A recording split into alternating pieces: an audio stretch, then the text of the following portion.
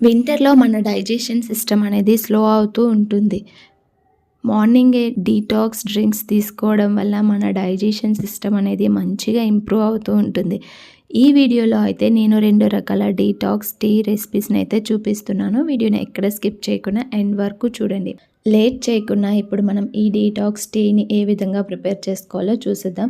దీనికోసం 2 గ్లాసుల వాటర్‌ని వేసుకొని స్టవ్ ఆన్ చేసి స్టవ్ పై పెట్టుకోవాలి.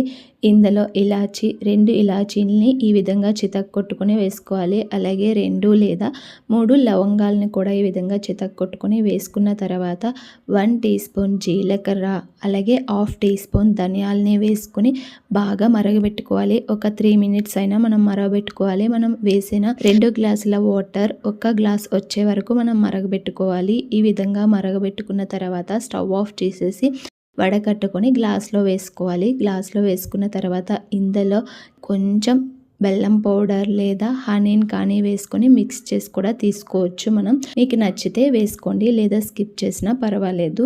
ఇవి వేసుకొని తీసుకోవడం వల్ల మనకి తాగడానికి కూడా చాలా బాగుంటుంది. అండ్ ఈ విధంగా తీసుకోవడం వలన మన బాడీలో గ్యాస్ ఇష్యూస్ కానీ లేదా బ్లోటింగ్ ఇష్యూస్ కానీ ఉన్నా తగ్గిస్తాయి. డైజెషన్ని ఇంప్రూవ్ చేస్తుంది. మన బెల్లీ ఫ్యాట్ని కరిగించడానికి చాలా బాగా హెల్ప్ అవుతాయి. ఇప్పుడు మన సెకండ్ డీటాక్స్ డ్రింక్ రెసిపీని అయితే చూసేద్దాం.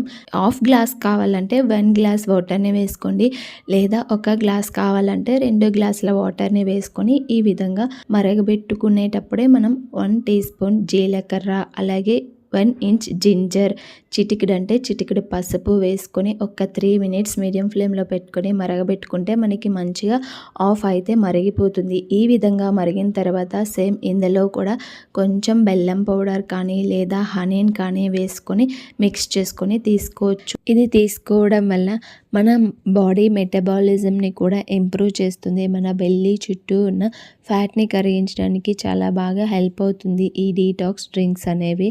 నేను ఇప్పుడు చూపించిన 2 డ్రింక్స్ ఎర్లీ మార్నింగ్ ఎంప్టీ స్టమక్తో తీసుకోవడం వల్ల మంచి రిజల్ట్ అయితే ఉంటుంది.